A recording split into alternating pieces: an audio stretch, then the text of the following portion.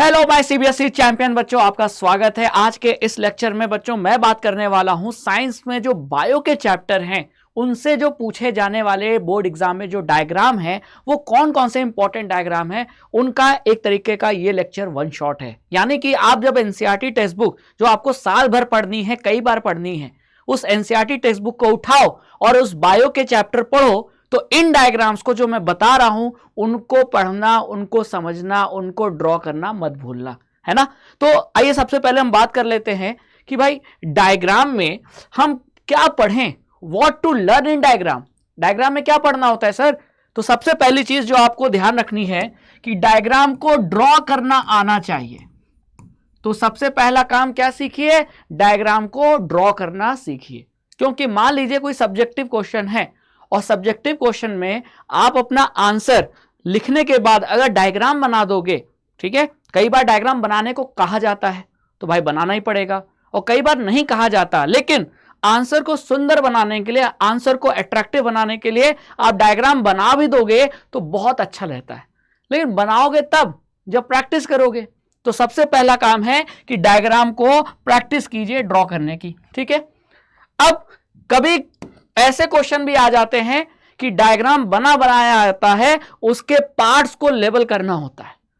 तो आपको अगली चीज जो सीखनी है वो है लेबलिंग, है ना। डायग्राम की लेबलिंग, अलग अलग पार्ट्स की लेबलिंग, ठीक है, एरो करके लेबल करके आपको हो सकता है बोर्ड एग्जाम में पूछ ले। तो लेबलिंग आना चाहिए, ड्रॉ करना आना चाहिए। और क्या, और एक चीज और जरूरी है, जो भी डायग्राम के लेबल पार्ट्स हैं उन पार्ट्स का फंक्शन, ठीक है, लेबल्ड पार्ट्स का फंक्शन, क्लियर। तो हर तरीके से अब फंक्शन आप कहां पढ़ोगे? फंक्शन तो एनसीईआरटी की टेक्स्ट बुक में जो लाइन लिखी है वहां फंक्शन दिए हुए हैं और उसके बगल में डायग्राम दिया हुआ है। अब डायग्राम को फंक्शन से रिलेट करके क्वेश्चन पूछ लिए जाते हैं। तो जब भी डायग्राम पढ़ो इन तीन एंगल से पढ़ो, यानी ड्रॉ करना आना चाहिए, उस डायग्राम के लेबलिंग आनी चाहिए, और लेबल डायग्राम के जो पार्ट्स हैं जो आपने लेबल किए हैं उसके फंक्शन आना चाहिए, ठीक है। अगर जरूरत है तो फंक्शन पूछ सकता है, ठीक है। तो चलिए अब चैप्टर वाइज मैं आपको इंपॉर्टेंट डायग्राम बता देता हूं। अभी हम बहुत ज्यादा डिटेल में नहीं जा रहे हैं, अभी सिर्फ इतने ही बात करेंगे कि कौन कौन से इंपॉर्टेंट डायग्राम है, क्या पूछ सकता है ना, और यहां क्या पूछा गया था अगर बोर्ड एग्जाम में क्वेश्चन आ चुका है तो, ठीक है। तो स्टार्ट करते हैं। जो पहला चैप्टर है वो है आपका लाइफ प्रोसेसेस। अब एक चीज ध्यान रखो, डायग्राम के पॉइंट ऑफ व्यू से ये चैप्टर सबसे ज्यादा इंपॉर्टेंट है। The most important chapter from the point of view diagram, from the diagram point of view, क्योंकि इस चैप्टर में सबसे ज्यादा डायग्राम मिलेंगे और इस चैप्टर के जो डायग्राम है उनसे आने के क्वेश्चन चांस बहुत ज्यादा है, हाई प्रोबेबिलिटी, क्लियर। अब कौन से इंपॉर्टेंट डायग्राम है इस चैप्टर के, आइए वन बाय वन देख लेते हैं, ठीक है। सबसे पहले ये डायग्राम बहुत इंपॉर्टेंट है, क्योंकि जब आप न्यूट्रिशन चैप्टर पढ़ोगे तो प्लांट्स में न्यूट्रिशन के लिए फोटोसिंथेसिस पढ़ोगे, और फोटोसिंथेसिस में प्लांट्स क्या करते हैं, कार्बन डाइऑक्साइड और वाटर को क्या करते हैं, यूज करके फूड बनाते हैं। अब कार्बन डाइऑक्साइड प्लांट में एंटर कैसे करती है? पत्तियों से, लीफ से। तो ये लीफ का क्रॉस सेक्शन है, ठीक है। और उन्हीं लीफ पर जब सनलाइट पड़ती है तो सनलाइट की जो एनर्जी है उसका यूज करके जो क्लोरोफिल है, अब क्लोरोफिल कहां है? क्लोरोफिल ये क्लोरोप्लास्ट में है ना, ये देख पा रहे हैं, ये ग्रीन ग्रीन डॉट है, ये क्लोरोप्लास्ट है, और इन्हीं क्लोरोप्लास्ट के अंदर क्या होता है? क्लोरोफिल। और क्लोरोफिल सनलाइट की एनर्जी को कैप्चर करके कार्बन डाइऑक्साइड और पानी का यूज करके खाना बनाता है, और इसी प्रोसेस को कहते हैं फोटोसिंथेसिस। तो हम कहते हैं ना कि प्लांट्स अपना फूड बना सकते हैं, क्लियर। तो उसके लिए पत्तियों का स्ट्रक्चर ये बहुत इंपॉर्टेंट है पढ़ना। आपके एनसीईआरटी का ये फिगर नंबर 5.1 है, क्रॉस सेक्शन ऑफ लीफ, ठीक है, और इस पे क्वेश्चन पूछा भी गया था। तो इसको आप मान सकते हैं कि ये पहली लेयर, दूसरी लेयर, तीसरी लेयर, चौथी लेयर, क्लियर। तो आप देख पा रहे हो मैक्सिमम क्लोरोप्लास्ट कहां है? इस लेयर में, इन दो लेयर में मैक्सिमम क्लोरोप्लास्ट है। तो सबसे ज्यादा फोटोसिंथेसिस कहां होगी? इन्हीं दो लेयर में होगी, और यही क्वेश्चन पूछा गया था। तो समझ पा रहे हैं कि आपके डायग्राम देखकर कैसे क्वेश्चन पूछे जा सकते हैं। हो सकता है ये सब लेबलिंग करने को आ जाए कि ये एरो करके बोल देगा कि बताओ ये क्या है, ठीक है, ये गार्ड सेल है तो ये एरो करके बता देगा। तो ये लेबलिंग आनी चाहिए, यही मैं बात कर रहा था। ये जो एरो करके जो इंडिकेट किया जाता है इसी को कहते हैं लेबलिंग। तो कौन सा पार्ट को क्या कहते हैं ये लेबल करना आपको आना चाहिए। आगे बढ़े, अगला जो डायग्राम है कि वो है आपका स्टोमेटल पोर। भाई पत्तियों में छोटे छोटे छेद होते हैं जिनसे हवा में जो कार्बन डाइऑक्साइड है वो पत्तियों में एंटर कर जाता है, क्योंकि एंटर करने के लिए छेद पोर होना चाहिए। उन्हीं पोर को हम कहते हैं स्टोमेटा का पोर, स्टोमेटल पोर। और वो ओपन भी रह सकता है और क्लोज भी रह सकता है। तो जब स्टोमेटा का पोर ओपन होता है तो ऐसा दिखता है, और स्टोमेटा का पोर क्लोज होता है तो ऐसा दिखता है, ठीक है। इनमें ये जो येलो कलर के हैं ये गार्ड सेल्स हैं। क्लियर, बात समझ में आ गई। ये जो येलो कलर के हैं वो गार्ड सेल्स हैं, और ये जो ग्रीन ग्रीन कलर के हैं ये क्लोरोप्लास्ट है, और ये जो बीच का एरिया है ये स्टोमेटल पोर की ओपनिंग है। यहां ओपन है और ये क्लोज है स्टोमेटा का पोर, ठीक है। अब देखो यहां इस डायग्राम के साथ साथ एनसीईआरटी में लिखा हुआ है कि the opening and closing of stomatal pore is a function of guard cell. अब ये लाइन बहुत ज्यादा इंपॉर्टेंट है, इस पे हर साल क्वेश्चन आता है।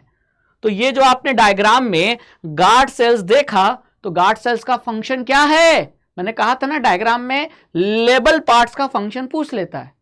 तो ये डायग्राम उसका ये लेबल पार्ट, और इसका फंक्शन क्या हो गया? गार्ड सेल्स का फंक्शन होता है स्टोमेटल पोर की ओपनिंग और क्लोजिंग को कंट्रोल करना। मतलब स्टोमेटल पोर को खोलना और बंद करने का काम गार्ड सेल्स का होता है। और ये भी लिखा है ये होता कैसे है, आखिर गार्ड सेल स्टोमेटल पोर की ओपनिंग और क्लोजिंग कैसे करते हैं। तो भैया देखो, guard cells swell when water flows into them, यानी गार्ड सेल्स के अंदर जब पानी भर जाता है तो गार्ड सेल्स स्वेल कर जाते हैं, और स्वेल करने से स्टोमेटा का जो पोर है वो ओपन हो जाता है। और जब स्टोमेटा का पोर क्लोज होना होता है तब इसका रिवर्स होता है। रिवर्स मतलब पानी गार्ड सेल से बाहर आ जाता है, जिसके कारण गार्ड सेल्स क्या होती हैं? श्रिंक कर जाती हैं, और श्रिंक करने से स्टोमेटा का जो पोर है वो क्लोज हो जाता है। तो इस तरीके से स्टोमेटल पोर की ओपनिंग और क्लोजिंग कंट्रोल करता है गार्ड सेल। अब ये लाइन आपकी एनसीईआरटी में लिखी गई है, ठीक है। तो ये रहा डायग्राम, और उस डायग्राम से रिलेटेड गार्ड सेल्स का फंक्शन और गार्ड सेल्स के ओपनिंग और क्लोजिंग का मैकेनिज्म, ठीक है। तो आप एनसीईआरटी पढ़ो तो इस तरीके से पढ़ो कि डायग्राम और एनसीईआरटी की लाइंस में जो चीजें लिखी गई हैं कंसेप्ट, उनको आपस में मैच कर सको, ठीक है। अब इस डायग्राम में आपको कभी भी कोई दिक्कत नहीं आएगी। एक बार यही डायग्राम देकर पूछा था कि बताओ ये ओपन स्टोमेटल पोर है कि क्लोज है, तो भाई एनसीईआरटी का डायग्राम अगर नहीं पढ़ के जाओगे तो वहां नहीं, बोर्ड एग्जाम में नहीं परफॉर्म कर पाओगे। अच्छा, ये ओपन का है, ये क्लोज स्टोमेटल पोर है, ठीक है। चलिए आगे चलते हैं नेक्स्ट। फिर जब आप न्यूट्रिशन पढ़ोगे ह्यूमंस में तो भाई डाइजेशन पढ़ना पड़ेगा, और डाइजेशन के लिए ह्यूमन एलिमेंट्री कैनाल का डायग्राम आपको देखना पड़ेगा। और ये रहा ह्यूमन एलिमेंट्री कैनाल का डायग्राम, ठीक है। डायग्राम में आपको पता है कि फूड का डाइजेशन होता है और फूड का एब्जॉर्प्शन होता है। तो डाइजेशन और एब्जॉर्प्शन में कौन कौन से पार्ट्स हैं जिनका बहुत इंपॉर्टेंट रोल है, वो सारे पार्ट्स यहां लेबल करके दिखाए गए हैं। ये है टंग, ये है आपका बक्कल कैविटी, ये फिर खाना यहां से एंटर करने के बाद पहुंचता है कहाँ? ओइसोफेगस में, फिर ये पहुंचता है स्टमक में, स्टमक में डाइजेशन होता है, फिर ये खाना पहुंचता है कहाँ? स्मॉल इंटेस्टाइन में, स्मॉल इंटेस्टाइन में फिर या बाइल जो गॉल ब्लैडर है वहां से बाइल आकर एंटर करता है, फिर स्मॉल इंटेस्टाइन से खाना पहुंचता है लार्ज इंटेस्टाइन में, और फिर यहाँ एनस में जाकर फिर वो बाहर निकल जाता है। यानी बक्कल कैविटी से लेकर एनस तक के बीच में ये जो एक्सटेंडेड ट्यूब लाइक स्ट्रक्चर है वही है एलिमेंट्री कैनाल, ठीक है। अब इस पे क्वेश्चन आ सकता है कि करेक्ट सीक्वेंस बताओ फूड का ह्यूमन एलिमेंट्री कैनाल में, करेक्ट सीक्वेंस बताओ, पैसेज मतलब रास्ता, क्योंकि खाना यहां से एंटर करेगा, फूड यहां से एंटर करेगा और यहां से बाहर निकलेगा। तो करेक्ट सीक्वेंस बताओ उसके रास्ते का। तो करेक्ट सीक्वेंस क्या होगा? पहले बक्कल कैविटी में गया, फिर ओइसोफेगस में गया, फिर स्टमक में गया, फिर स्मॉल इंटेस्टाइन में गया, फिर लार्ज इंटेस्टाइन में, फिर एनस, और फिर इसके बाद बाहर। तो ये सीक्वेंस आया लेकिन ये सीक्वेंस याद करने के लिए थोड़ा तो डायग्राम दिमाग में छपा होना चाहिए। बस मैं वही कह रहा हूं कि डायग्राम अगर आपको याद है, हो सकता है डायग्राम देखकर लेबलिंग करने को आए कि बताओ ये पार्ट कौन सा है, ये क्या है ना, ये पार्ट कौन सा है, पैंक्रियास कौन सा है, बहुत इंपॉर्टेंट है। और फिर इस लेबल पार्ट्स के, पैंक्रियास के, लीवर के, गॉल ब्लैडर के, स्टमक का फंक्शन पूछ सकता है। तो डायग्राम के लेबल पार्ट्स और उनका फंक्शन, ये तीनों आपको आना चाहिए, तब आपकी कंप्लीट तैयारी होगी। चलिए आगे चलते हैं। नेक्स्ट, अब आप इसी चैप्टर में जब रिस्पिरेशन पढ़ेंगे तो रिस्पिरेशन में दो टाइप का रिस्पिरेशन होता है। एक रिस्पिरेशन जिसमें ऑक्सीजन की जरूरत पड़ती है, वो होता है एरोबिक रिस्पिरेशन, और ऐसे रिस्पिरेशन जिसमें ऑक्सीजन की जरूरत नहीं होती वो एनारोबिक होता है।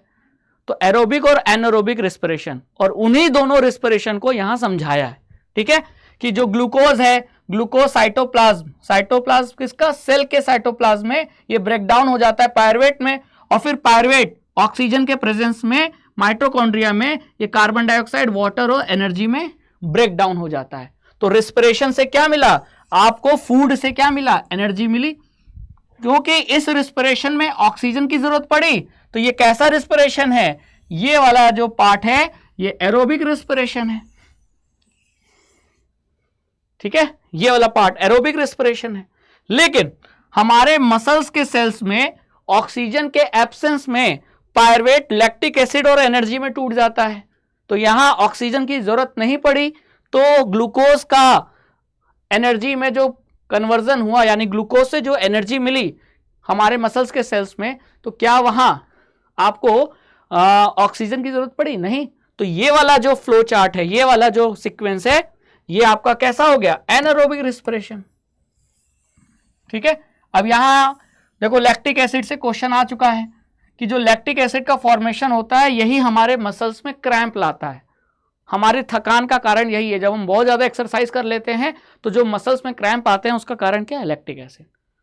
और ये सब क्या है, एंड प्रोडक्ट, ये एंड प्रोडक्ट एरोबिक रिस्पिरेशन का, ये हमारा मसल्स में जो रिस्पिरेशन हो रहा है उसका एंड प्रोडक्ट है। और ईस्ट में, ईस्ट का यूज करके ही तो शराब बनाई जाती है, अल्कोहल में तो इथेनॉल। तो ग्लूकोज बदलता है, ब्रेकडाउन होता है पायरुवेट में, और फिर पायरुवेट को ईस्ट ऑक्सीजन के एब्सेंस में इथेनॉल, कार्बन डाइऑक्साइड और एनर्जी में कन्वर्ट कर देता है। तो रिस्पिरेशन मतलब फूड से एनर्जी में कन्वर्जन। अब उसके लिए या तो ऑक्सीजन की जरूरत पड़ेगी या तो नहीं पड़ेगी, है ना। तो ये वाला जो पार्ट है ये भी एनारोबिक रिस्पिरेशन ही है। ठीक है, तो ये आपके एंड प्रोडक्ट हो गए। ये एंड प्रोडक्ट एरोबिक रिस्पिरेशन का, ये एंड प्रोडक्ट क्या है आपके मसल्स में जो एनारोबिक रिस्पिरेशन हो रहा है उसका, और ये एंड प्रोडक्ट है जो ईस्ट में एनारोबिक रिस्पिरेशन हो रहा है उसका। तो ये आपको एंड प्रोडक्ट याद रखना है। क्लियर, तो आपको यहां मैं लिख देता हूं एंड प्रोडक्ट। एंड प्रोडक्ट कैसे याद रखोगे, and product of aerobic respiration, aerobic respiration और एनारोबिक रिस्पिरेशन। ठीक है, और एनारोबिक रिस्पिरेशन। और एनारोबिक रिस्पिरेशन में भी दो हैं, एक हमारे मसल्स में हो रहा है उसका प्रोडक्ट अलग है, और एक जो ईस्ट में हो रहा है। ईस्ट में जो एनारोबिक रिस्पिरेशन होता है उसे ही फर्मेंटेशन कहते हैं। तो अगर आपसे कोई पूछे कि एरोबिक रिस्पिरेशन का एंड प्रोडक्ट बताओ, तो एंड प्रोडक्ट क्या है, कार्बन डाइऑक्साइड, वाटर और एनर्जी। तो यहां मैं लिख सकता हूं क्या, कार्बन डाइऑक्साइड, वाटर और एनर्जी। ठीक है, क्लियर। फिर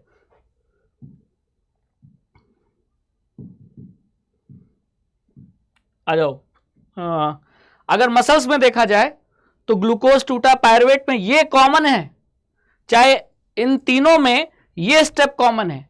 ग्लूकोज हमेशा टूटेगा, ब्रेकडाउन होगा तो पायरुवेट ही बनेगा, लेकिन पायरुवेट आगे क्या बनता है ये डिपेंड करता है आपका रिस्पिरेशन कैसा है। तो अगर मसल्स में एनारोबिक रिस्पिरेशन होगा तो एंड प्रोडक्ट क्या होगा, लैक्टिक एसिड और एनर्जी। एनर्जी तो बनना ही है, ठीक है। तो यहां हो गया आपका मसल्स में है अगर, ये हो गया लैक्टिक एसिड, लैक्टिक एसिड और एनर्जी। क्लियर।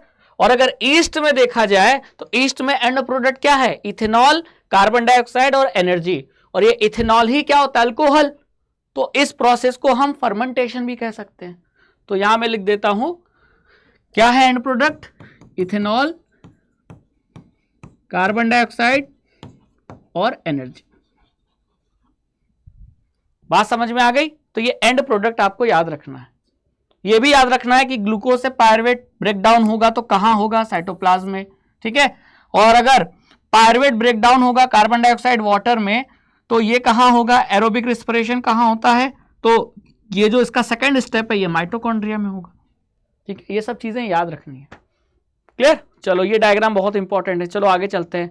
फिर ये रिस्पिरेशन में फूड का एनर्जी में कन्वर्जन होता है। देखो रिस्पिरेशन और ब्रीदिंग अलग अलग है। तो रिस्पिरेशन मतलब फूड का एनर्जी में कन्वर्जन, और उसके लिए अगर आप ऑक्सीजन चाहिए, अगर एरोबिक रिस्पिरेशन है तो ऑक्सीजन चाहिए, तो ऑक्सीजन के लिए आपको ब्रीदिंग, सांस अंदर बाहर करना पड़ेगा। तो ब्रीदिंग को समझने के लिए ये ह्यूमन रेस्पिरेटरी सिस्टम पढ़ना होता है। ठीक है। तो यहां एयर का पैसेज पूछता है कि सही पैसेज यानी सही रास्ता बताओ एयर का। तो एयर हमारे नेजल पैसेज से एंटर करती है, फिर हमारे फेरिंग्स में जाती है, फेरिंग्स के बाद हमारे लैरिंग्स में जाती है, फिर ट्रैकिया में जाती है, ट्रैकिया के बाद आपका क्या आता है, ब्रोंकाई आता है। ठीक है। क्या आता है, ब्रोंकाई आता है। ब्रोंकाई में जाकर फिर ब्रोंक्यूल्स में जाती है और लास्ट में एल्वुलर सैक में जाती है। और इसी एल्वुलर सैक को यहां बड़ा करके दिखाया गया है और एक एल्वुलर को एल्वुलाई कहते हैं। ठीक है। ये हमारी पसलियां हैं, ये फेफड़ा है और ये डायफ्राम है। क्लियर। तो ये एयर का पैसेज और ह्यूमन एलिमेंट्री कैनाल में फूड का पैसेज पूछा गया है बोर्ड एग्जाम में। मतलब आप घर में एंटर करोगे तो पहले किस कमरे में गए, फिर इसके बाद किस कमरे में, उसी तरह अगर एयर एंटर करेगी तो पहले किस पार्ट में जाएगी, फिर नेक्स्ट किस पार्ट में जाएगी। तो वो पैसेज वाले क्वेश्चन आते हैं। तो डायग्राम क्लियर होगा तभी पैसेज वाले क्वेश्चन बनेंगे। चलिए आगे चलते हैं। नेक्स्ट ये डायग्राम भी बहुत इंपॉर्टेंट है। हार्ट का ये डायग्राम है, ह्यूमन हार्ट का, जिसमें 4 चैम्बर होते हैं। ठीक है। अब सबसे पहले तो इसमें सारे पार्ट्स की जो लेबलिंग है, लेफ्ट वेंट्रिकल किसे कहते हैं, पल्मोनरी आर्टरी किसे कहते हैं, एओर्टा कौन है, वेना कावा कौन है, राइट आर्ट्रियम कौन है, राइट वेंट्रिकल कौन है, तो ये लेबलिंग पता होनी चाहिए। फिर लेवल पार्ट्स के फंक्शन पता होने चाहिए। फिर आप देख रहे होगे कि इस हार्ट के आधे पार्ट को तो ब्लू कलर से दिखाया गया है और आधे पार्ट को डिफरेंट दूसरे कलर से दिखाया गया। क्यों? क्योंकि ये ब्लू वाला जो कलर है ये इस बात को बता रहा है कि ब्लड में क्या है, कार्बन डाइऑक्साइड है। और यहां जो हार्ट है उसे दूसरे कलर से दिखाया गया है। क्यों? क्योंकि इस ब्लड में ऑक्सीजन है। ठीक है। तो यहां आपको बहुत इंपॉर्टेंट है, पल्मोनरी आर्टरी का फंक्शन पूछ सकता है, पल्मोनरी वेन का फंक्शन पूछ सकता है। बात समझ में आई? तो ये जो sectional view of human heart है इस पे बहुत ज्यादा क्वेश्चन बनते हैं। Very important, very important. ठीक है। क्लियर? बात समझ में आ गई? चलिए अब इसी से मिलता जुलता एक और डायग्राम है, वो ये। ठीक है। क्या है? Symmetric representation of transport and exchange of oxygen and carbon dioxide. भाई ब्लड में कार्बन डाइऑक्साइड भी होता है, ऑक्सीजन भी होता है। ठीक है। तो ऑक्सीजन किसको देना है? तो ब्लड ऑक्सीजन को लेके जाती है सेल्स के पास, सेल्स को ऑक्सीजन देती है और सेल्स से कार्बन डाइऑक्साइड ले लेती है। फिर वापस कार्बन डाइऑक्साइड को कहाँ लाती है? फेफड़े में, फेफड़े बोल रहा हूँ, हृदय में, दिल में, हार्ट में। और फिर हार्ट से वो लंग्स में जाता है, लंग्स से कार्बन डाइऑक्साइड जब सांस छोड़ते हैं तो बाहर चला जाता है। तो जो कार्बन डाइऑक्साइड और ऑक्सीजन का जो एक्सचेंज है और शरीर में इनको फैलाने यानी ट्रांसपोर्टेशन का जो मैकेनिज्म है वो आपको इस डायग्राम से पता चलेगा। और ये डायग्राम पूछा जा चुका है बोर्ड एग्जाम में। ठीक है। इसमें क्या पूछ सकता है? वही लेबल पार्ट्स और उनके फंक्शन। आर्टरी का फंक्शन बताओ या वेना कावा का फंक्शन बताओ। ठीक है। यहां एओर्टा का काम क्या है? क्लियर? समझ में आई बात? तो ये डायग्राम भी बहुत ज्यादा इंपॉर्टेंट है लाइफ प्रोसेस चैप्टर में। तो देख रहे हो भर भर के डायग्राम इस चैप्टर में दिया है। नेक्स्ट, जब हम ट्रांसपोर्टेशन पढ़ते हैं लेकिन प्लांट्स में, तो वहां ये डायग्राम आता है और ये diagram one of the most important diagram है प्लांट्स के ट्रांसपोर्टेशन में, क्योंकि ये किसको शो कर रहा है? ट्रांसपिरेशन को शो कर रहा है, ट्रांसपिरेशन को। अब इस पे बहुत सारे क्वेश्चन आते हैं बोर्ड एग्जाम में। अरे आप ही बताओ, अगर धूप पेड़ के पत्तियों पर पड़ेगी तो पत्तियों के अंदर जो पानी है वो इवेपोरेट होगा। जैसे अगर मैं आपसे कहूं कि एक बाल्टी पानी जमीन पे डाल दो, ठीक है, और थोड़ी देर बाद आप उसको ऑब्जर्व करो तो पानी क्या होगा, भाप बनकर उड़ता जाएगा और धीरे धीरे, शुरू में तो जमीन गीली थी, धीरे धीरे वो पानी उड़ जाएगा और जमीन वापस से ड्राई हो जाएगी। तो वेट जमीन ड्राई हो गई, क्यों? आपने जो जमीन में पानी डाला था कहां गया, वो इवेपोरेट हो गया। ठीक उसी तरह धूप की रोशनी जो है, सनलाइट अगर प्लांट्स के लीव्स पे पड़ेंगी तो लीव्स के अंदर का जो पानी है वो भी तो इवेपोरेट होगा। तो प्लांट्स के एरियल पार्ट से वाटर का इवेपोरेट हो जाना, एक तरीके से ऐसा लग रहा है कि प्लांट से पानी को कोई चूस रहा है, ऊपर की तरफ खींच रहा है। इसी मैकेनिज्म को ट्रांसपिरेशन कहते हैं। The loss of water in the form of vapour from the aerial parts. Aerial parts क्या है, लीफ, ठीक है, प्लांट के एरियल पार्ट्स यानी लीफ से वाटर का इवेपोरेट हो जाना वेपर के फॉर्म में, इसी प्रोसेस को हम ट्रांसपिरेशन कहते हैं। और एक तरीके का ये पानी, ट्रांसपिरेशन क्या करता है, ट्रांसपिरेशन पेड़ों से पानी को खींच रहा है, तो पुल कर रहा है ऊपर की तरफ। बात समझ में आई? और ट्रांसपिरेशन दस helps in the absorption and upward movement of water. तो प्लांट में पानी ऊपर की तरफ जाता है ना, ऊपर की तरफ मतलब रूट से स्टेम की तरफ, यानी अपवर्ड डायरेक्शन में, ठीक है। तो ट्रांसपिरेशन पानी के अपवर्ड मूवमेंट के, प्लांट में पानी के अपवर्ड मूवमेंट में और पानी के एब्जॉर्प्शन में मदद करता है ये ट्रांसपिरेशन।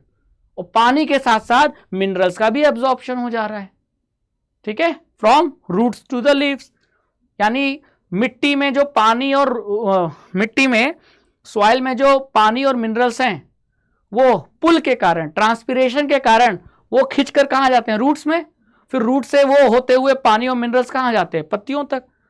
तो यानी पानी और मिनरल्स का एब्जॉर्प्शन और उन दोनों के अपवर्ड मूवमेंट में हेल्प करने वाला मैकेनिज्म है ट्रांसपिरेशन, ठीक है। और ये प्लांट का टेम्परेचर रेगुलेट भी करता है, प्लांट को ठंडा भी रखता है, ठंडा ठंडा कूल कूल। जैसे आप अपने आप को कूलर एसी से ठंडा रखते हो, ठीक उसी तरह प्लांट कैसे अपने आप को ठंडा रखे, ना उसके पास कूलर है ना एसी, उसके पास एक मैकेनिज्म है ट्रांसपिरेशन, ठीक है। जैसे हमारा पसीना सूखता है तो हमको अच्छा लगता है ना, ठंडा ठंडा लगता है, बस वही है ना। तो ये लाइन एनसीईआरटी में लिखी है। लेकिन अब इस डायग्राम को, ये डायग्राम उसी लाइन को समझा रहा है। एरो देखो, अब ये कोई एरो अगर कोई पूछ ले, मैं आपसे अगर पूछ लूं कि बताओ इस प्लांट में ये एरो, ये डायग्राम में एरो क्या बता रहा है, तो एरो ये बता रहा है कि भाई जो मिट्टी का पानी था वो रूट में आया, पानी के साथ साथ मिनरल्स भी कहां गए, रूट में, और फिर यहां रूट से अपवर्ड मूवमेंट करते हुए ये पानी और मिनरल कहां पहुंच गए, पत्तियों तक। और फिर पत्तियों पर जब सनलाइट पड़ी तो वही पानी इवेपोरेट होकर उड़ गया और प्लांट ठंडा हो गया। तो प्लांट को टेम्परेचर रेगुलेट करने में मदद कर रहा है और ट्रांसपिरेशन के कारण पानी और मिनरल्स का अपवर्ड मूवमेंट भी हो रहा है और सॉइल से इनका एब्जॉर्प्शन भी आ रहा है। तो ट्रांसपिरेशन के दो बेनिफिट पूछा जा सकता है, या ट्रांसपिरेशन के दो एडवांटेज पूछे जा सकते हैं।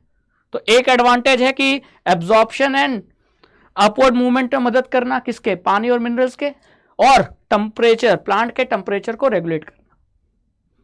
तो अब देखो समझ में आया। अब ये लाइन एनसीईआरटी की है और ये लाइन एनसीईआरटी में लिखी हुई है, लेकिन जब आप इससे पढ़ेंगे तो आपको ये नहीं समझ में आएगा, इसी लाइन के बगल में ये डायग्राम दिया है। अगर आप एनसीईआरटी खोलोगे तो ये लाइन इसी डायग्राम के बगल में दी गई है, लेकिन बच्चा ये रिलेट नहीं कर पाता कि अच्छा उसी लाइन को इस डायग्राम से समझाया है, जरा एरो तो देखो। तो अगर मैं आपको ये फोटो दिखाकर पूछूं कि ये क्या समझा रहा है, ये फोटो क्या बता रहा है, तो फोटो बता रहा है कि प्लांट्स में क्या हो रहा है, ट्रांसपिरेशन, जिससे पानी का एब्जॉर्प्शन भी हो रहा है और मिनरल्स का भी एब्जॉर्प्शन हो रहा है और वाटर और मिनरल्स का अपवर्ड मूवमेंट हो रहा है फ्रॉम रूट टू लीव्स। और पानी इवेपोरेट होगा तो प्लांट का टेम्परेचर भी कम होगा और प्लांट ठंडा रहेगा, गर्मी नहीं लगेगी, यानी टेम्परेचर रेगुलेशन भी है। तो कमाल की चीज है। अब ये मैं नहीं बताता तो आप क्या करते, आप इस डायग्राम को देखते, आगे बढ़ जाते। क्यों? अरे यहां तो कुछ है ही नहीं, सादा सादा डायग्राम में पेड़ दिखाकर पूछ रहे हैं क्या है। नहीं बेटा, साइंस से ये एनसीईआरटी है और ये सीबीएसई वाले हैं, कुछ भी क्वेश्चन पूछ सकते हैं, लेकिन आपको अलर्ट रहना पड़ेगा। बात समझ में आ गई? चलो, तो डायग्राम कुछ कहता है।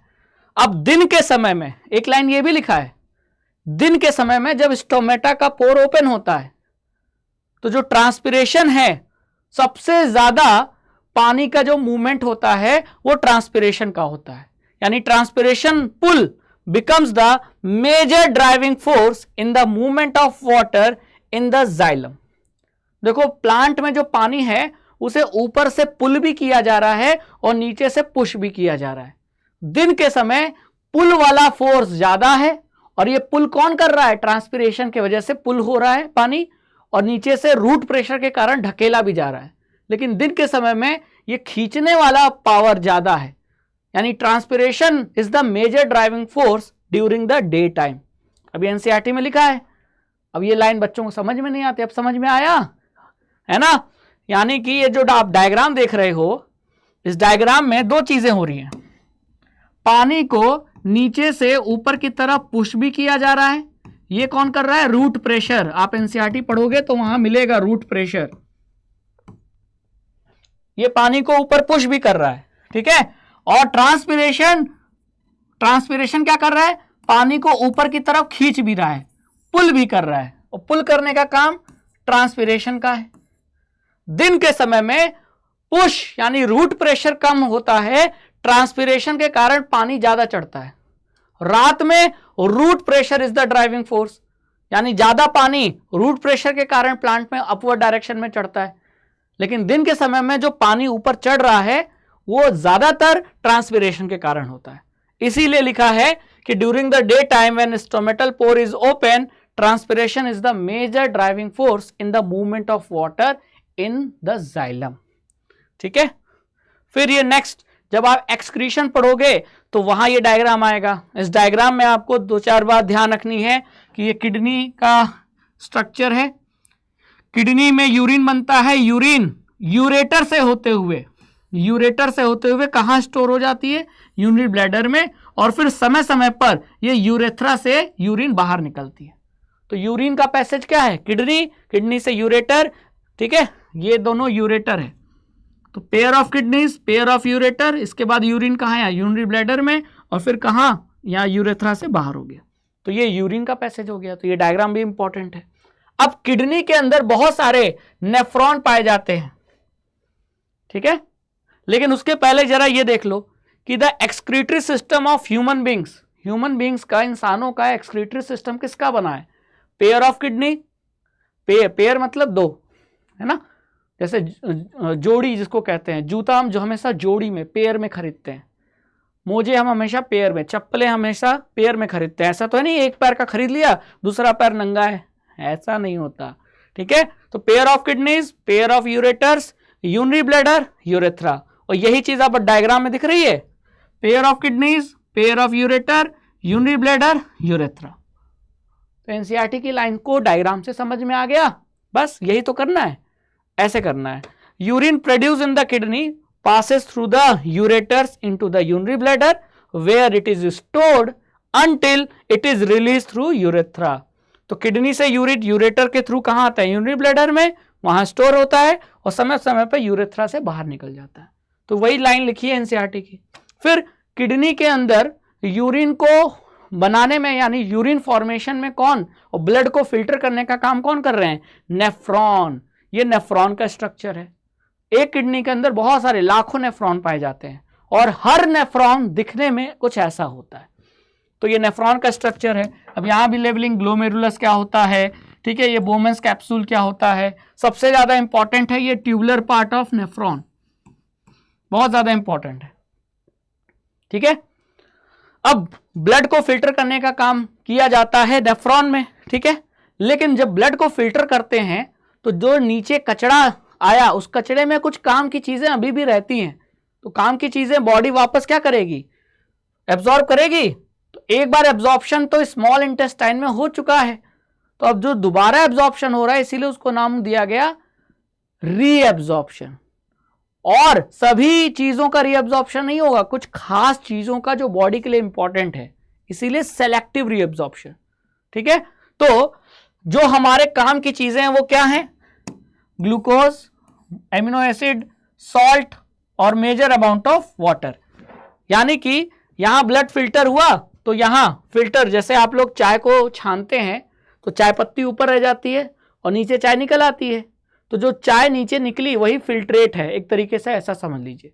तो अगर हम किडनी में, नेफ्रॉन में ब्लड आया, ब्लड को फिल्टर किया गया, तो जो नीचे ब्लड से फिल्टर होकर चीजें आई वो फिल्ट्रेट है। अब वो फिल्ट्रेट यहां इकट्ठा हो गया। ठीक है, अब ये फिल्ट्रेट जैसे जैसे ये ट्यूबुलर पार्ट से पास होगा ना, तो इस फिल्ट्रेट में जो काम की चीजें हैं, क्या क्या काम की चीजें हैं वो अब एनसीईआरटी में लिखी हुई हैं। ग्लूकोज, एमिनो एसिड, सॉल्ट, पानी, ये सब काम की चीजें हैं। तो इनका सेलेक्टिव रीअब्जॉर्प्शन हो जाता है। कौन करता है, ट्यूबुलर पार्ट ऑफ नेफ्रॉन। और वो ट्यूबुलर पार्ट कौन सा है, ये। तो ये पार्ट, इसका फंक्शन पूछ चुका है बोर्ड एग्जाम में। तो नेफ्रॉन के ट्यूबुलर पार्ट का फंक्शन क्या होता है, selective reabsorption of glucose, amino acid, salt and water. तो ये क्वेश्चन कई बार आया, बहुत इंपॉर्टेंट है, तो ये डायग्राम इसीलिए इंपॉर्टेंट है। ठीक है, चलिए, तो लाइव प्रोसेसेस के सारे इंपॉर्टेंट डायग्राम जो पढ़ने हैं आपको वो मैंने बता दिया। अब हम नेक्स्ट चैप्टर पे चलते हैं। नेक्स्ट चैप्टर है आपका chapter number 6, control and coordination. अब इस चैप्टर में जो इंपॉर्टेंट है डायग्राम, वो सबसे पहला डायग्राम है न्यूरॉन का स्ट्रक्चर। बहुत ज्यादा इंपॉर्टेंट है ना। तो ये न्यूरॉन का स्ट्रक्चर है, इसमें dendrite, nucleus, cell body, axon, nerve ending, और सिग्नल किधर से किधर जाता है ये आप एनसीईआरटी में पढ़ोगे। तो सिग्नल स्टार्ट होता है इंपल्स, सिग्नल कहो या इंपल्स कहो, ठीक है। इंपल्स में क्या रहती है, इंफॉर्मेशन। इंफॉर्मेशन कैसी इंफॉर्मेशन, जैसे आपने गर्म बर्तन को छुआ उसकी इंफॉर्मेशन, आपको कोई दबा रहा है उसकी इंफॉर्मेशन, है ना, आपको किसी ने चोट सुई चुभो दी उसकी इंफॉर्मेशन। तो ऐसे इंफॉर्मेशन इंपल्स के फॉर्म में डेंड्राइट से प्रोड्यूस होती है, फिर ये सेल बॉडी से होते हुए कहां जाती है, एक्सॉन, और एक्सॉन से होते हुए एक्सोनल एंड या नर्व एंडिंग तक जाती है, फिर यहां से साइनेप्स के थ्रू फिर दूसरे न्यूरॉन पे चली जाती है। तो ये इंपल्स का सही सीक्वेंस है ट्रेवल होने का। अब ये एग्जाम में पूछ लिया जाता है कि डेंड्राइट में सिग्नल या इंपल्स जनरेट हुआ, एक्सॉन में से ट्रेवल होते हुए, मतलब डेंड्राइट, फिर सेल बॉडी, फिर एक्सॉन, और फिर जाकर नर्व एंडिंग तक पहुंचा, फिर यहां से दूसरे, अब जहां नर्व एंडिंग है वहां इसके बाद थोड़ा गैप आएगा, और गैप के बाद अगले न्यूरॉन के डेंड्राइट्स शुरू हो जाएंगे। ठीक है, तो ये सब आपको इस डायग्राम में समझना है, पढ़ना है, एनसीईआरटी में दिया हुआ है, बहुत इंपॉर्टेंट डायग्राम। फिर इसी डायग्राम में आपको साइनेप्स की बात मैंने कही थी, है ना। साइनेप्स का मतलब देखो ऐसा है कि जैसे मैं यहां बता देता हूं कि जैसे मान लो ये क्या है, ये न्यूरॉन है, तो ये डेंड्राइट हो गए, ये एक्सॉन हो गया,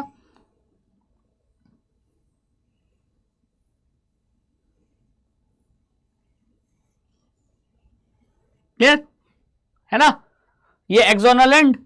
अब जो सिग्नल है, इंपल्स है, वो यहां तक पहुंचा, ठीक है, यहां तक वो इलेक्ट्रिक, मतलब इंपल्स क्या है अभी सिग्नल के फॉर्म में, मतलब इलेक्ट्रिक फॉर्म में पहुंच रहा है। लेकिन अब यहां से दूसरे न्यूरॉन का, मतलब ये एक्सोनल एंड है, एक्सोनल एंड का मतलब यहां न्यूरॉन खत्म हो गया, अब इसके आगे दूसरा न्यूरॉन, तो दूसरे न्यूरॉन का कौन सा पार्ट शुरू होगा, तो जहां एक न्यूरॉन का एंड होता है वहां दूसरे न्यूरॉन के डेंड्राइट शुरू हो जाते हैं।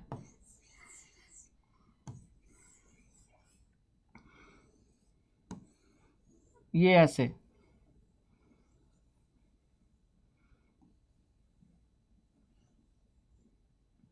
बात समझ में आई। तो एक्सोनल एंड के बाद दूसरे न्यूरॉन के डेंड्राइट शुरू हो जाते हैं।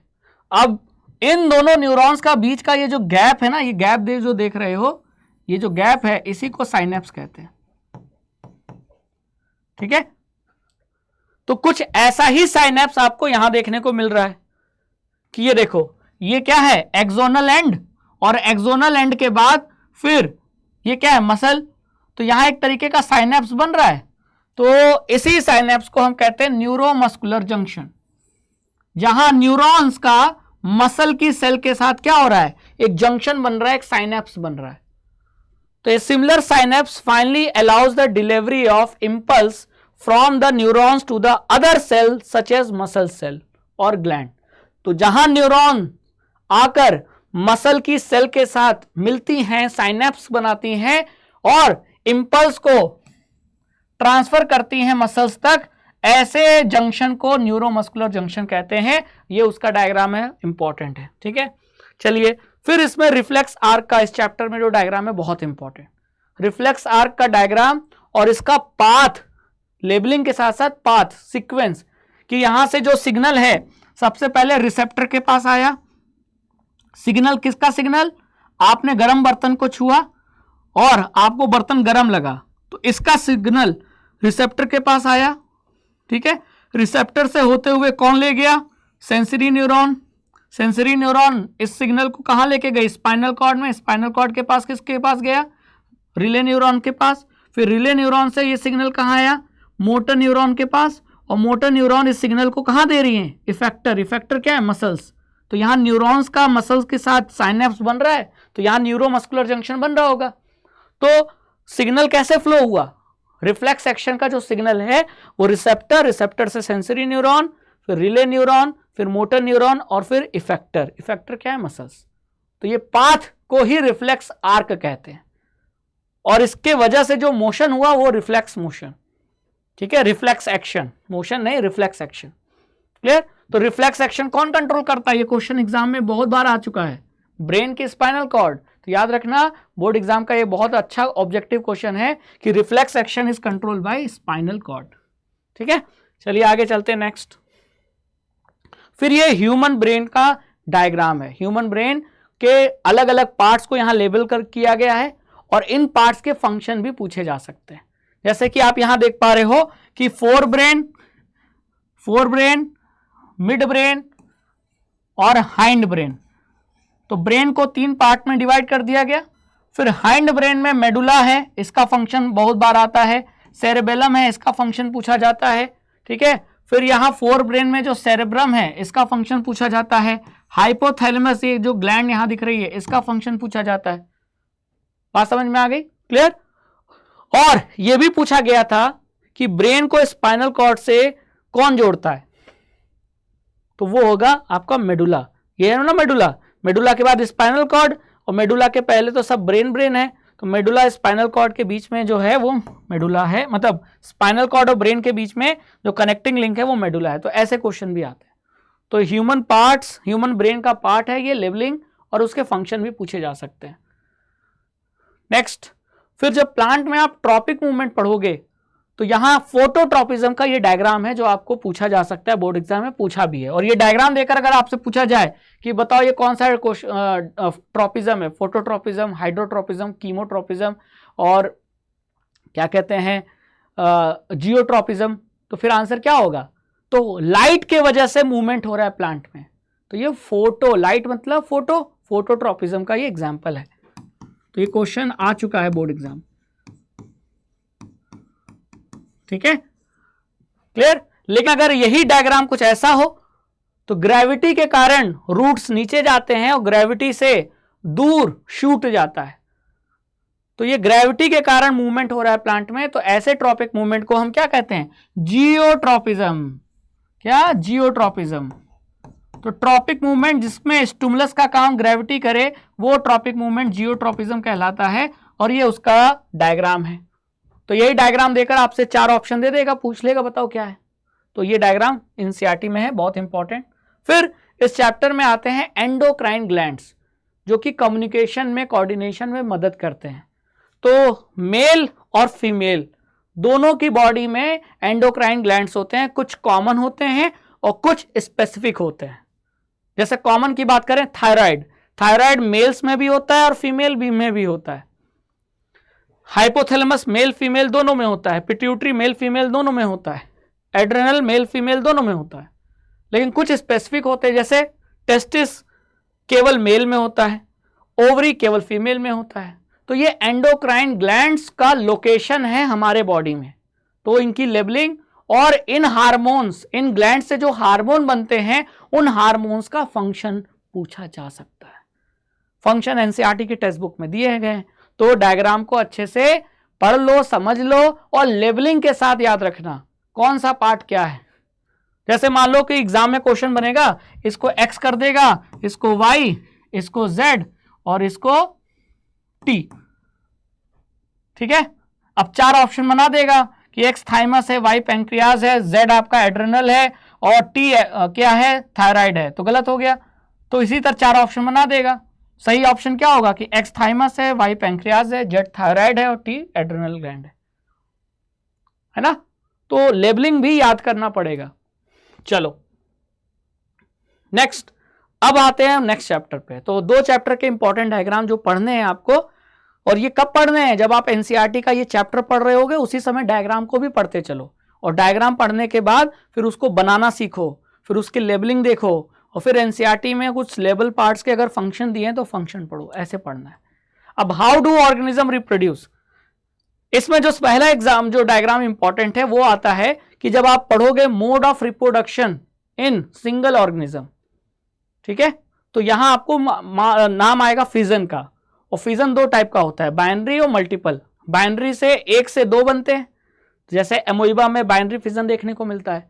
तो अगर आपका ये डायग्राम दिखाकर ये पूछे 4 ऑप्शन दे दे, तो आप सही ऑप्शन क्या बोलोगे, ये किस चीज का डायग्राम है, ये बाइनरी फिजन इन एमोइबा का डायग्राम है। ऐसे क्वेश्चन आते हैं। लेशमानिया में भी बाइनरी फिजन होता है, लेकिन एक मल्टीपल फिजन होता है जिसमें एक सेल से बहुत सारे सेल बनते हैं, और वो देखा जाता है प्लाज्मोडियम में। तो अगर आपको मैं यहां छुपा दूं और पूछूं कि ये किसका डायग्राम है, तो डायग्राम देखकर समझ में आ जाना चाहिए, अरे सर ये तो मल्टीपल फिजन का है डायग्राम जो कि प्लाज्मोडियम में होता है, ठीक है। ऐसे मतलब डायग्राम आपको वही देगा जो एनसीईआरटी की बुक में। पहचान लोगे तो पहचान तभी लोगे जब डायग्राम पढ़ के जाओगे। डन। चलो फिर ये डायग्राम रीजनरेशन इन प्लेनेरिया का है, तो रीजनरेशन भी आपको पढ़ना है, फिजन भी पढ़ना है। डन। इसमें प्लेनेरिया को कहीं से भी काट दो, हर पार्ट से नया प्लेनेरिया रीजनरेट कर जाएगा। डन। फिर ये डायग्राम, ये हाइड्रा में बडिंग का डायग्राम है कि कैसे एक हाइड्रा से दूसरा हाइड्रा पैदा होता है, प्रोड्यूस होता है, वो उसका प्रोसेस है बडिंग, और बडिंग ही दिखाया गया है। अब यहां जो लेबलिंग है वो आपको ध्यान रखनी है कि ये भाई ये बड है, बड में ग्रोथ होता है तो कुछ ऐसा बन जाता है, फिर ये हाइड्रा इस पेरेंट हाइड्रा से अलग हो जाता है, डिटैच कर जाता है और नया हाइड्रा बन जाता है, और ये हाइड्रा के टेंटिकल्स हैं। तो ये बडिंग का डायग्राम है हाइड्रा में। फिर यहां ब्रायोफिलम की लीफ दिखाई गई है, और फिर यहां बड दिखाया गया है। तो क्या यहां भी बडिंग है? नहीं। यहां कौन सा मेथड ऑफ रिप्रोडक्शन है, मोड ऑफ रिप्रोडक्शन है? ये है आपका मोस्ट इंपॉर्टेंट वेजिटेटिव प्रोपोगेशन। और वेजिटेटिव प्रोपोगेशन कहां देखने को मिलता है? तो एग्जाम्पल एक है ब्रायोफिलम। वेजिटेटिव प्रोपोगेशन का मतलब यह है कि जैसे नॉर्मली क्या होता है, प्लांट्स जो होते हैं वो फ्लावर में सीड आते हैं, और सीड्स को आप मिट्टी में गाड़ दो तो नए प्लांट पैदा होते हैं, ये नॉर्मल मेथड है। लेकिन प्लांट के फ्लावर्स के अलावा प्लांट के रूट, स्टेम या लीफ या बड से अगर नया प्लांट बन जाए तो ऐसे मेथड ऑफ रिप्रोडक्शन को हम वेजिटेटिव प्रोपोगेशन कहते हैं। तो ऐसा कहां देखने को मिलता है? एक एग्जाम्पल है ब्रायोफिलम, ये उसका डायग्राम है। तो ये ब्रायोफिलम की जो लीफ की मार्जिन है ना, मतलब लीफ पत्तियों का जो किनारा है, इस पे ये जो बड पाई जाती है ना, ये बड यहां से टूटकर मिट्टी में गिर जाती है सॉइल में, और सॉइल में गिरकर फिर नया ब्रायोफिलम प्लांट बना लेती है। तो प्लांट प्रोड्यूस हुआ, लेकिन फ्लावर से नहीं। कहां से? बड से। तो other than flower, root, stem, leaf या बड से प्लांट पैदा हो तो वो वेजिटेटिव प्रोपोगेशन है। नेक्स्ट ये डायग्राम है, ये आपका राइजोपस, जिसे हम ब्रेड मोल्ड भी कहते हैं, क्योंकि अक्सर ब्रेड पे ये फंगस लग जाता है। तो राइजोपस में स्पोर का फॉर्मेशन होता है, और स्पोर के फॉर्मेशन से नए राइजोपस बनते हैं, ठीक है। अब यहां देखो कई बार पूछा गया है कि ये जो थ्रेड लाइक स्ट्रक्चर है इसे क्या कहते हैं, तो ये हाइफी कहा जाता है। क्या कहा जाता है? हाइफी। ये नॉन रिप्रोडक्टिव पार्ट है, ये भी क्वेश्चन आया है। इसमें रिप्रोडक्शन कैपेसिटी नहीं होती, नॉन रिप्रोडक्टिव पार्ट। लेकिन ये blob on A stick, tiny blob on A stick, यानी इस डंडी पर एक गोल गोल स्ट्रक्चर नजर आ रहा है ना, ये है आपका स्पोरेंजिया। क्या है? स्पोरेंजिया। और स्पोरेंजिया के अंदर छोटे छोटे स्पोर होते हैं।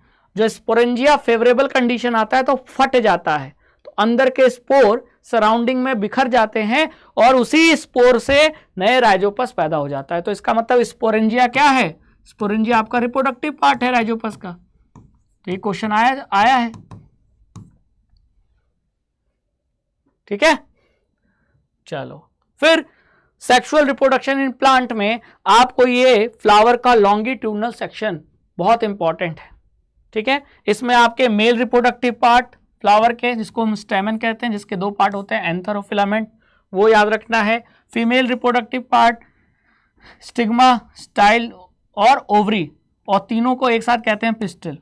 ठीक है, ये सेपल्स हैं, ये कलरफुल पेटल्स हैं, तो याद रखना है। इसमें बेसिकली इस डायग्राम में पिस्टल और स्टेमन, इनका रोल बहुत ज्यादा है, क्योंकि स्टेमन के एंथर से ही पॉलन ग्रेन निकलकर स्टिग्मा पे आपके चिपक जाता है, फिर यहां से होते हुए मेल गैमेट ओवरी में अंदर ओव्यूल में जाकर फीमेल गैमेट से फ्यूज हो जाता है, और फ्यूजन के बाद जो ओव्यूल है वो सीड में बदल जाता है, ओवरी फ्रूट में बदल जाता है, और फिर फ्रूट के अंदर जो सीड है, सीड को गाड़ दीजिए तो नया प्लांट। तो ये हुआ ना सेक्सुअल रिप्रोडक्शन। तो ये डायग्राम बहुत इंपॉर्टेंट है। फिर वही मैंने बताया कि पॉलन ग्रेन स्टिग्मा पे आकर चिपक जाता है, इसके बाद पॉलन ट्यूब की जो ग्रोथ है वो कैसे होती है, उसका ये डायग्राम यहां दिखाया गया है। Germination of pollen on stigma. ठीक है, तो ये पॉलन ट्यूब यहां से ग्रो करते हुए अंदर ओव्यूल में जाएगी, और उस पॉलन ट्यूब के अंदर क्या है, ये मेल जर्म सेल, ये अंदर जाकर फीमेल जर्म के सेल के साथ फ्यूज करेगा। ठीक है, और मेल और फीमेल जर्म सेल के फ्यूजन को ही फर्टिलाइजेशन कहेंगे। तो ये डायग्राम वो है, ये ध्यान रखना है। नेक्स्ट, फिर फर्टिलाइजेशन के बाद ओव्यूल किस में बदल जाएगा? सीड में। अब सीड में नया प्लांट होता है, तो सीड के अंदर एम्ब्रियो होता है। ठीक है, बात समझ में आ गई। अब सीड में या एम्ब्रियो में कह लो, एक पार्ट होता है प्लूम्यूल, ये फ्यूचर शूट, यानी आगे चल के शूट बनाएगा। भाई सीड के अंदर एम्ब्रियो में जो ये प्लूम्यूल पार्ट है वो आगे चल के शूट बनाता है। अगर आप, ये पूरा सीड है, इस सीड को मिट्टी में गाड़ दोगे तो सीड के अंदर जो एम्ब्रियो है, एम्ब्रियो से ही तो नया प्लांट बनेगा। तो उस एम्ब्रियो का जो प्लूम्यूल पार्ट है वो नए प्लांट का शूट यानी तना, स्टेम बनाता है। जो रेडिकल है वो रूट, जड़ बनाता है। और ये जो पार्ट है ये कॉटिलेडन है, जो फूड को स्टोर करता है। ये भी डायग्राम बोर्ड के पॉइंट ऑफ व्यू से बहुत इंपॉर्टेंट है। फिर अगर ह्यूमन में बात करें तो ह्यूमन में रिप्रोडक्शन आपको पढ़ना है, सेक्सुअल रिप्रोडक्शन, तो फिर मेल रिप्रोडक्टिव सिस्टम पढ़ना पड़ेगा। मेल रिप्रोडक्टिव सिस्टम में टेस्टिस का फंक्शन, स्क्रोटम क्या होता है, वास डिफरेंस, यूरेटर वैसे मेन नहीं होता, एक्सक्रीटरी का है, सेमिनल वेसिकल और ब्लैडर, इन दोनों का, सॉरी प्रोस्टेट ग्लैंड, इन दोनों का, प्रोस्टेट ग्लैंड और सेमिनल वेसिकल का फंक्शन कई बार पूछा है। स्क्रोटम का फंक्शन कई बार पूछा है, टेस्टिस का फंक्शन कई बार पूछा है। ठीक है, फिर पेनिस और यूरेथ्रा कॉमन ओपनिंग होती है यूरिन और स्पर्म की, तो ये भी ध्यान रखना है। ठीक है, तो ये मेल रिप्रोडक्टिव सिस्टम का डायग्राम। तो पार्ट्स याद रखने हैं और फंक्शन भी याद रखना है। डायग्राम बनाना भी आना चाहिए, सही पार्ट्स की लेबलिंग भी याद होनी चाहिए, और सबका फंक्शन भी याद होना चाहिए कि टेस्टिस का फंक्शन क्या है, स्क्रोटम का फंक्शन क्या है। ठीक है, याद रखोगे ना? ठीक है, फिर ये फीमेल रिप्रोडक्टिव सिस्टम का डायग्राम है ह्यूमंस में। तो यहां आपका देख रहे हो, ये ओवरी हो गया, फिर ये फेलोपियन ट्यूब हो गया जिसे ओविडक्ट भी कहते हैं, ये वाला पार्ट यूटेरस हो गया, ये सर्विक्स हो गया, ये वेजाइना।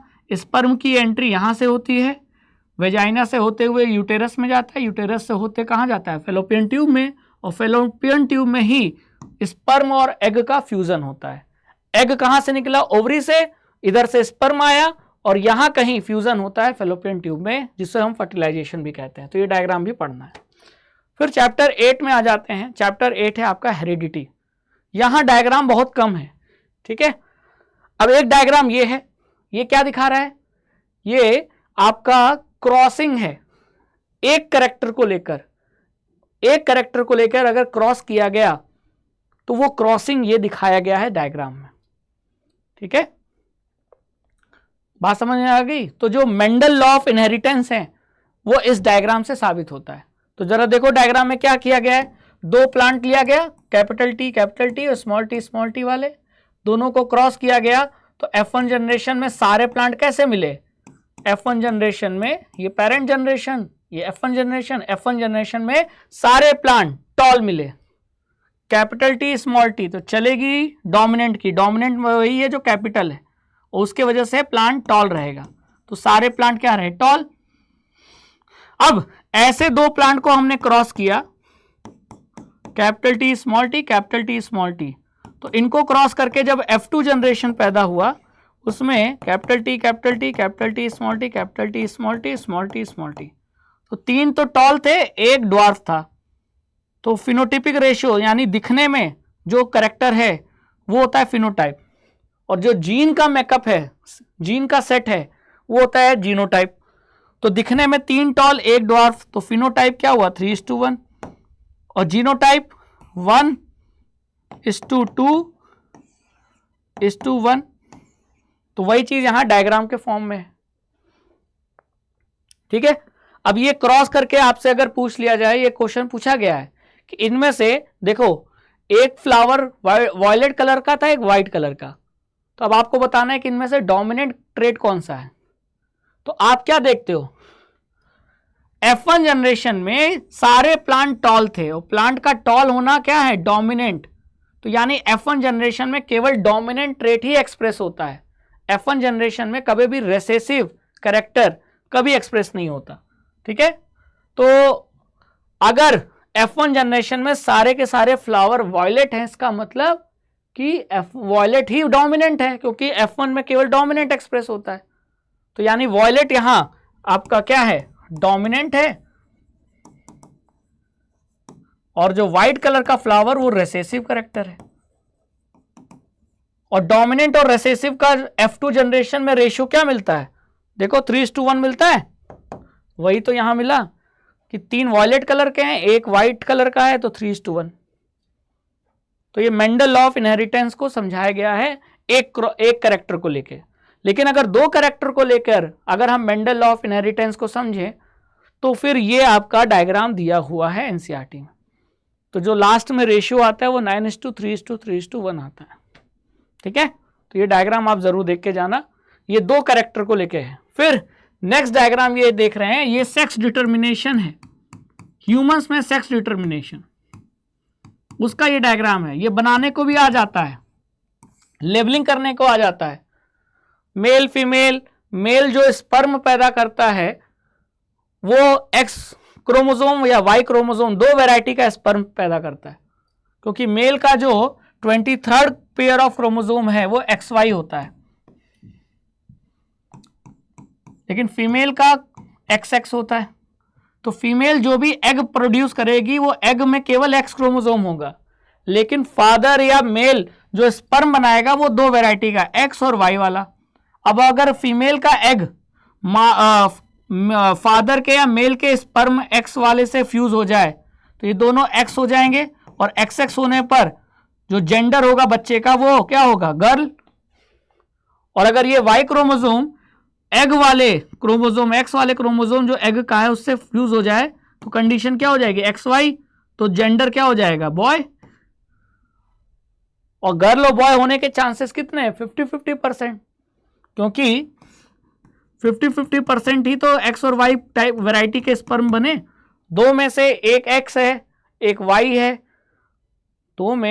दो स्पर्म में से एक वैरायटी का स्पर्म X क्रोमोसोम वाला है, दूसरे वैरायटी का स्पर्म Y क्रोमोसोम वाला है, तो दो में एक यानी 50%।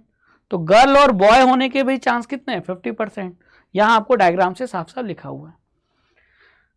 नेक्स्ट आता है लास्ट चैप्टर बायो का, जो डायग्राम के पॉइंट ऑफ व्यू से इंपॉर्टेंट है, वो है अवर इन्वायरमेंट, आपका चैप्टर नंबर 13। तो अवर इन्वायरमेंट चैप्टर में सबसे पहले तो ये फूड चेन देखना बहुत जरूरी है। तो ये जो आप डायग्राम देख रहे हो, ये डायग्राम किसका है? फूड चेन का है। फूड चेन कहां पाई जाती है? इकोसिस्टम में। इकोसिस्टम में जो जानवर रह रहे हैं, वो जानवर या प्लांट्स कहीं ना कहीं किसी खाने के लिए किसी दूसरे पे डिपेंडेंट तो होंगे, ठीक है। जैसे इकोसिस्टम में प्लांट है, प्लांट को खाया हिरन ने, हिरन को खाया टाइगर ने, तो कहीं ना कहीं एक चेन बनी। तो इकोसिस्टम में फूड के लिए जो चेन बनी वही होती है फूड चेन। अब ये जो डायग्राम देख रहे हो, ये पहला वाला, ये आप क्या देख रहे हो? ए क्या लिखा है? फॉरेस्ट। तो यानी ये जो फूड चेन है, जंगल में पेड़ होते हैं, पेड़ को खाया जंगल में रहने वाले हिरन ने, और हिरन को खाया जंगल में रहने वाले टाइगर ने। तो यानी जंगल एक इकोसिस्टम है। तो ये जो फूड चेन है पहला वाला, पहला फूड चेन किसका है? फॉरेस्ट इकोसिस्टम का है।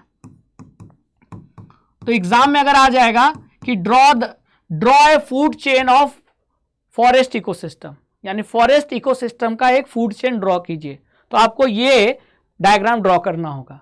अब ड्रॉ करने का मतलब ये नहीं है कि पेड़ बनाओ, पेड़ की जगह आप ट्री लिख दो, यहां डियर लिख दो, यहां टाइगर लिख दो, तो नाम लिखने से काम बन जाएगा। ये नहीं कि अगर टाइगर है तो टाइगर ड्रॉ करना होगा, नहीं। तो ये फॉरेस्ट इकोसिस्टम का है। दूसरा वाला जो फूड चेन है वो आपका घास के मैदान यानी ग्रासलैंड इकोसिस्टम का है, फूड चेन का एग्जाम्पल है। तो अगर ग्रासलैंड के इकोसिस्टम का फूड चेन ड्रॉ करने को आए तो आप ये वाला बीच वाला डायग्राम ड्रॉ करोगे। और जो तीसरा है कि ये एक्वेटिक प्लांट को खाया किसने? श्रिम्प यानी झींगे ने, झींगे को खाया मछली ने, मछली को खाया बगुले ने। तो ये तो तालाब में देखने को मिलेगा ना, यानी पॉन्ड इकोसिस्टम का फूड चेन है ये, तो याद होना चाहिए। तो अगर आपसे कहे कि पॉन्ड इकोसिस्टम का फूड चेन ड्रॉ करो, तो आपको फिर ये ड्रॉ करना होगा। तो ड्रॉ करने का मतलब ये नहीं कि मछली है तो मछली बनाना पड़ेगा, नहीं। आप यहां फिश लिख देना, एक्वेटिक प्लांट, श्रिम्प, फिश और क्रेन यानी बगुला, ठीक है। तो ये 3 फूड चेन यहां दिए गए हैं।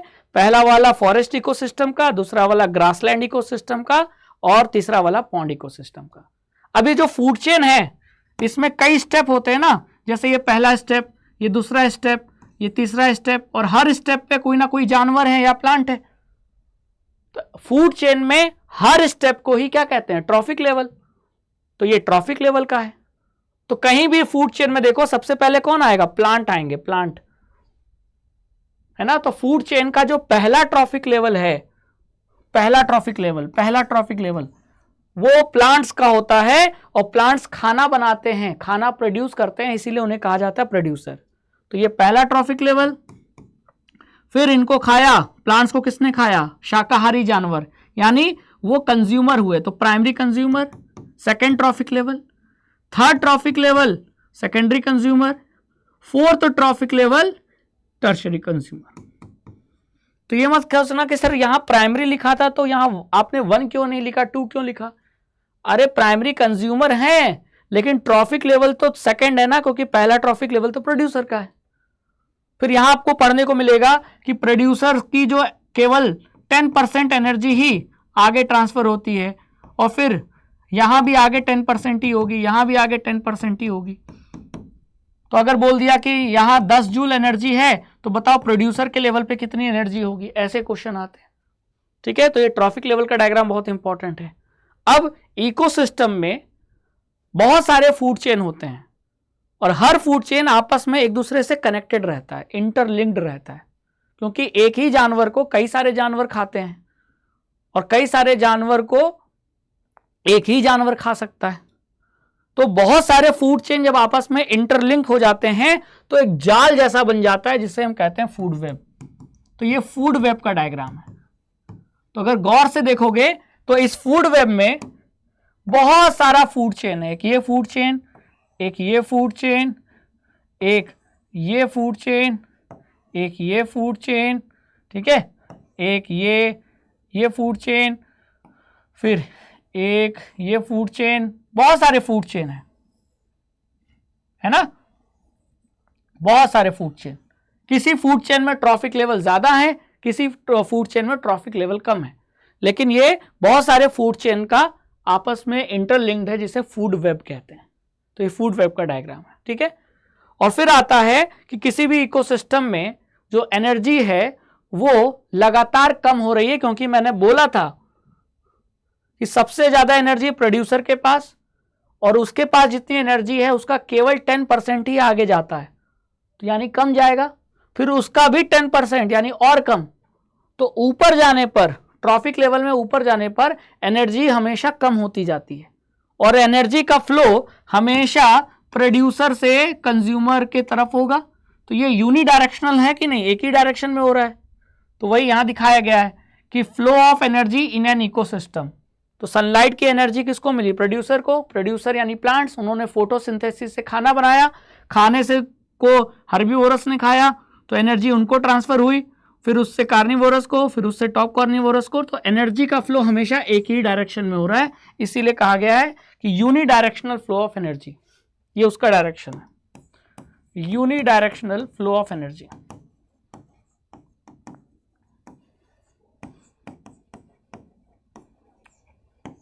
इकोसिस्टम में एनर्जी का फ्लो यूनिडायरेक्शनल होता है, और उसको प्रूव करने के लिए ये डायग्राम है, ठीक है। बात समझ में आ गई। तो ये रहे आपके क्लास 10th एनसीईआरटी साइंस के बायो के चैप्टर के मोस्ट इंपॉर्टेंट डायग्राम, जो आपको साइंस की एनसीईआरटी टेक्स्ट बुक से पढ़ने हैं for the board exam 24-25 academic session. Clear. तो आई थिंक ये वीडियो बच्चों आपके लिए बहुत ज्यादा हेल्पफुल है। अब आप जब भी एनसीईआरटी को पढ़ें तो ये ध्यान रखें कि एनसीईआरटी में अगर डायग्राम दिया है तो उस डायग्राम को भी पढ़ना है, साथ ही साथ डायग्राम की प्रैक्टिस कीजिए, उसकी लेबलिंग के साथ उसको याद कीजिए, और लेबल पार्ट के अगर फंक्शन एनसीईआरटी की टेक्स्ट बुक में है तो उसको भी पढ़ के चलिए, क्योंकि कुछ भी पूछा जा सकता है, ठीक है। तो डायग्राम अब आपका कवर हो चुका है, और इन्हीं डायग्राम को अगर आप अच्छे से कर लेते हैं तो आपके डायग्राम वाले क्वेश्चन कभी गलत नहीं होंगे। तो अगर वीडियो पसंद आया लाइक कीजिए, शेयर कीजिए, चैनल को जरूर सब्सक्राइब कीजिए, और मिलते हैं नेक्स्ट वीडियो में। तब तक खुश रहिए, मस्त रहिए, और अड्डा 24/7 फाउंडेशन पर राघवेंद्र सर के साथ फिजिक्स और बायो पढ़ते रहिए। Thank you so much.